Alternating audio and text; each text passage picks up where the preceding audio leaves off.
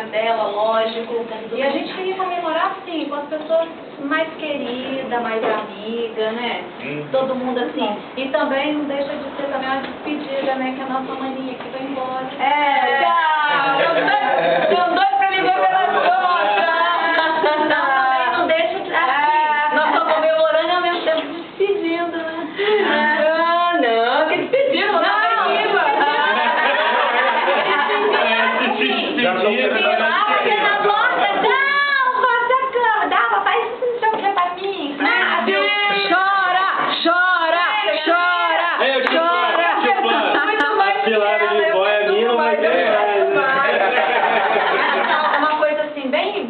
Bem familiar mesmo, ver que todo mundo que está aqui é pessoa assim, bem presente, né? Bem próxima, bem presente a todo momento, a socorrer.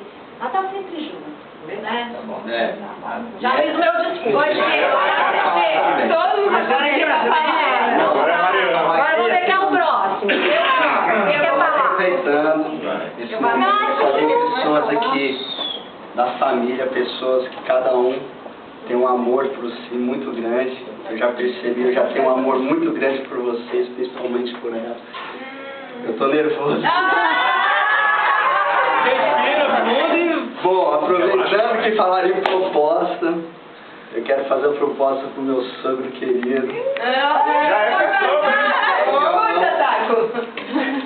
Eu quero mais. Tá liberado. Mas não tem a certeza.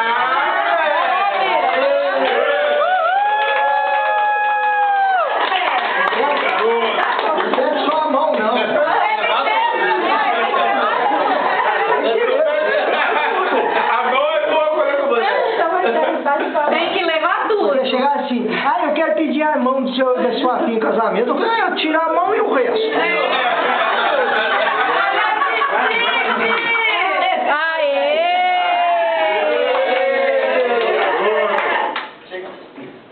Que bonitinho!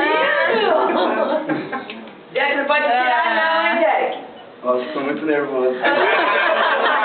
Não pode tirar não, hein, Jack? Cadê o dedo não pra namorar outra não, hein? Vai pra cantar não, hein, Jack? E o casamento? Não. Vai anunciar o casamento pra quando? Já anuncia, né? Não, senão fica noivo 10 anos. Mas ali já tem a data, dia 2/7/2009. Ah!